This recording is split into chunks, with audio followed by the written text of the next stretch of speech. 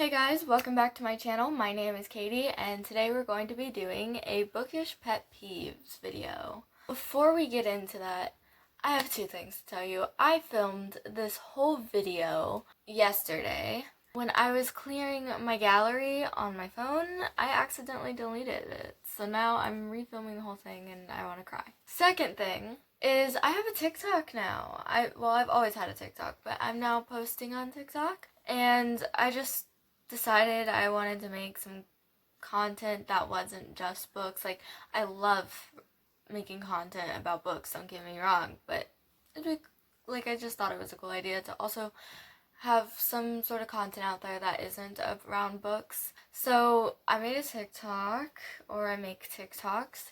So if you want to follow my TikTok account, I'll leave it in the description down below. So with books, we all have pet peeves. We all have our things that we don't like and wish other people would just not do. Like, a very popular one is not to doggy ear your books. That's not my pet peeve. I doggy ear my books all the time.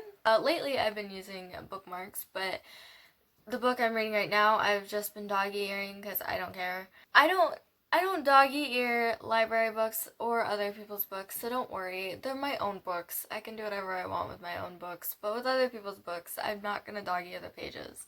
However, some people even think it's just so cringy to do it to your own books, but I don't care. I think it looks cool that it to go back and see like where I stopped before, or if I'm like rereading, to make it just, I like the look of it being read, you know? Like, it's just my thing. So doggy earing is the way I make it look like I've read it, because I have. So that's just like my thing.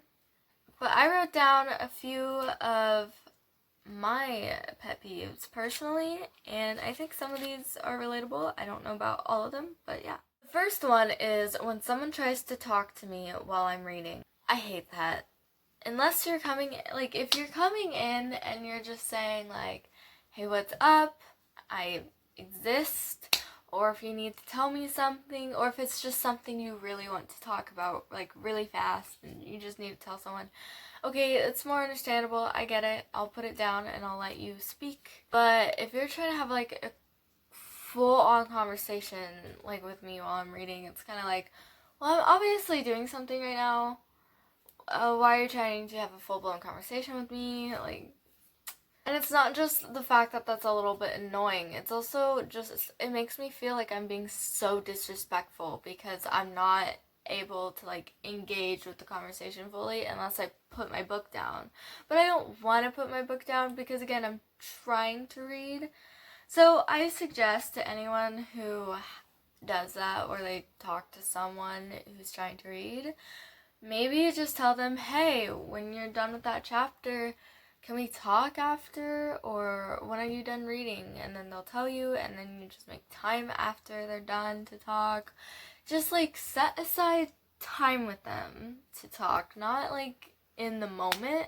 I understand, like, sometimes you just need to get things off your chest, but some people don't like that. So just don't like you coming in and just speaking to them because they're like in the middle of doing something. So just don't do that. Just set aside time to speak to them. Second one is non-removable stickers. So basically, a non-removable sticker is, it's usually on the cover, and it's just like a round thing, like a little round dot sometimes, and it has a text in it, and you look at it and you would see it as like a sticker you could take off, but it's not. It's a sticker that stays on permanently. A good example of that would be this. You see how this is a Netflix cover? So Netflix will want to put their logo on it, right? So there's like this. You can't take it off. You can't do anything to it. It is part of the cover. You literally can't do anything to it. And it's annoying because it takes up a part of the cover. I don't really care about it on like movie or TV show adaptation covers because cover is disgusting anyways. But when it's on like a nice like cover that's like really pretty or something and there's just non-removable sticker, it annoys the crap out of me. The next one is when people try to read over my shoulder. So I think people, when they do that, they think that you don't notice it, that they're just walking behind you and looking over you to read whatever's in your hand. I think they honestly, genuinely think that you don't notice that, but you do. I notice it every time. I'm not oblivious to it. Like, just because I'm reading doesn't mean all my other senses are just dead now. No, I literally can tell when somebody is walking behind me and then all of a sudden they're there looking over my shoulder. It's not the fact that you're reading, it's the fact that you're hovering, and that's what's so annoying. If you want to read the book, wait till I'm finished and I'll give it to you after. Or go to the library and get it. Or read it online. Like, you can get ebooks online. But you do not need to read over my shoulder. The only time I would think I'd be okay with it is if I was in a relationship, we were like cuddling or something, and the books are here and his face is like right there, so he can obviously read it from there. I probably wouldn't care then because he's already like right there, he's not really hovering. Like, if you're walking behind me and then all of a sudden you stop and you're just reading over my shoulder, just don't.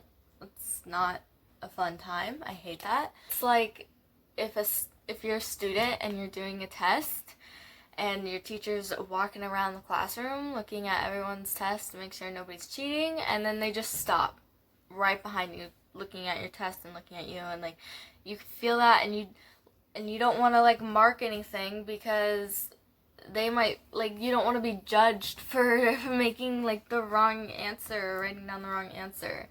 So yeah, that's that's the same feeling, and it's horrible. The next one is when a movie adaptation just absolutely flops. Like, it's not good at all. And a good example of that is Percy Jackson. So if you guys don't know, there's a series of books about this kid, Percy Jackson. And it's like powerful and all that stuff because it's about like the kids of mythic gods, They took that and put it into a movie, and the movie just it was so bad. It was just not good. Like, nobody would recommend that movie to anyone. Not at all. No, it's horrible. I don't understand why people can't just make a good movie when the book is right there. That's like your script. And if the author is still alive, then just ask the author to be there with you to make this movie. Like, I don't understand how you can make a horrible movie unless you really just didn't care.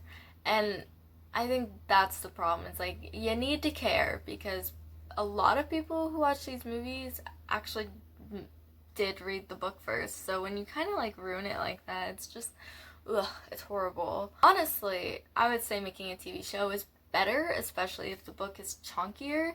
Then you'd probably want to make that into a TV show. Like, if it's a series of books, make it a TV show, because then you can add more information and you can tie things together a lot smoothly. Next one is movie covers, movie adaptation covers. A good example of that is I have P.S. I Still Love You, the second Netflix movie of To All the Boys I've Loved Before.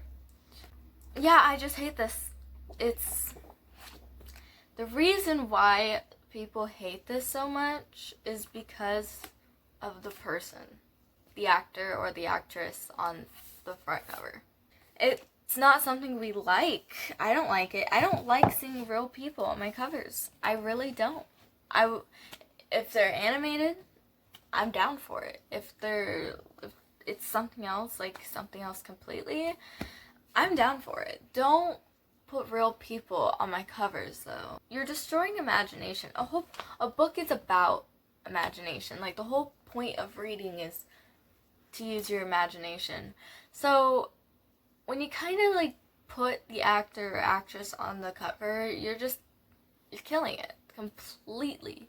And it's not even pretty. Like, it's not pretty at all. It makes me want to just shove them in the back and then display all my really nice covers. Like, it's not cute. It's not cute. The next one is spoilers. I will literally punch someone if they spoil something for me. I have been spoiled in books before. I have accidentally spoiled myself in books, and I get so disappointed in myself, and I literally get so mad. If you're like spoiling it for me, then what's the point of me even reading it? What's the point of me even watching the show or the movie or anything? Because you already told me about it. So why?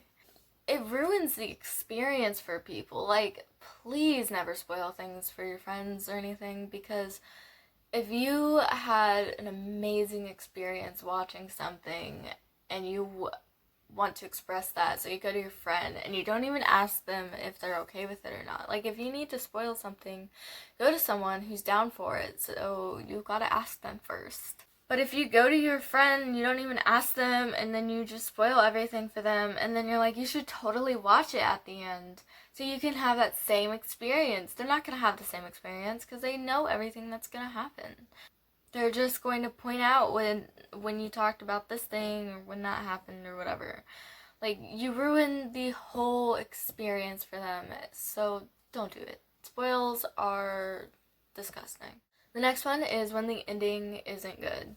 Basically, like, if the whole book is really good but the ending sucks, it's so anticlimactic, and no resolution, maybe, like, it's just not good. It makes me sad, truly, because if you can write an amazing book from beginning to middle, but you can't finish it at the end, that just makes me really sad, because it gives me, like, the I gave up towards the end vibes, and maybe that's not true for some authors, but I wouldn't be shocked if the reason why some books just end poorly is because they didn't know what to do at the end, so they gave up, and they just went with the best idea they could go with. I wouldn't be shocked. Writing is very difficult. You write a beginning, you write a middle, and you write an end. But all of them have to connect in some way. All of them have to keep you interested and to keep reading it, because people will DNF it. People will just put it down if it gets boring. Like, not everyone, but there are people out there who just put it down once it gets boring. So you really gotta keep your reader interested from beginning to end, from it all. The last one is when people bend the cover, and what I'm talking about is when you open the book, and then you take the front cover and you fold it under the back. So I'm actually going to show you that with a book I don't care about, and I don't think really anybody cares about. So I just have Profiles in Courage by John F. Kennedy, and it's like you're reading, and then you come to a point and you're like halfway, and all of a sudden you just want to... Do you see this? Do you see this blasphemy? Why? Why? This does not need to exist. I don't know why people do this. It's so annoying. Just open the book. You read the same... It ain't that hard. This is the reason why I hate it, because now this is your cover. Now here's the rest of the book, and here's your cover. And there's a nice little crease right there, right here. And then, when you hold it down, you can still see it. You see that? Yeah. But when you let go of it, don't do that. Don't do that to your books. If you do that to your books, I don't understand you. Like, why would you do that? If you do that to your paperback books, I hope you mostly read hardbacks, so you physically cannot do that. But anyway, I digress. Thank you guys so much for watching. Remember, I do have a TikTok, so if you want any other content than just book content, follow my TikTok.